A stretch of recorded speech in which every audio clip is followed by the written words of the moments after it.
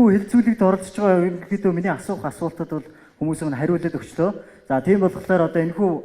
хорол цуглаан цугласан малчдаа зориулаад малчны ерөөл айлтгая. Зээ хорол эрдэн тооноор нь хөх тэнгэрэн цэлдийсэн хөлгөн насруудээр нь хөрстэй дэлхий ногоорсон хүлэг өмөрдийн шон дээр нь хүүхдийн гинго цэнгэнсэн хүний хэмэр сэргээсэн хурдан шахуур шагширсан хотод дүүрэн хонья маань хав цав шиг завцаасан зэс сунгаа газарт нь загал буурал говийн заан тэмээд урсан үхэр тугал бөөрөлдсөн үндэсний хөгжим хөгссөн үнэхэрийн сонин сайхан яруу хаан орсон дэлхийд гайхуулах омог вардан зайшил одоо ч гэсэн цуутай онцгой эрхэм нөрдөр орон Монгол улсын минь олон малчид мөгдөр байна. Зээ түн бомгон сүргээ тал хангаатай бичсэн төр улстай нэртэй ноён нуруу сайтай нутаг нутгийн малчид байна. Намчилгаж дүрмдэггүй нацгаар шивтээ суугаагүй нийж дарвиж уугаагүй нэг нэгнээ муулаагүй нийслэл хүүшиг хөглөөгүй нийт олон малчид минь үйзэн буур торвогийн үйлийн үрийг дагаж үзэгсэнтэй сайхан бүгдээсээ үлдэж хоцрохыг бодоогүй бүтэн хагасаа өдөргөж биеэн амрахгүй зүтгэсэн ч бороо зас шуурж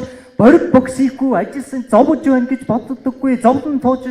суудаггүй загал буур ихрэндөө заяаны сайн малчин байна гэдэг чинь гойсон хүсэн иддэггүй горцсон болгонд нь ирдэггүй гайхамшигтай төсвөр хатуужил ганшигж инзүрх биеийн чирэг мэдрүүч нь бүгд хамаардаг учраас те байгалийн арин шиг танихта баргийн эрдэмтэй сэлүү те одод тэнгэрийг ажихта огторгын дурангаас савуу те одоо цагийнхаа хөгжлийг оноо ойддаг бодон хэлсэн очир хотын дашбалвар гэсний хэлсэн үгийг дэнтсэн дээд тэнгэрийн хур бороо дэвтэж нургаж явбал доод газрын үр тариа дэрвиж ургаж явбал дэлгэр Монголыг чинь малчиж жаргаж байгаа нь тэрэ хүрээ хүрээ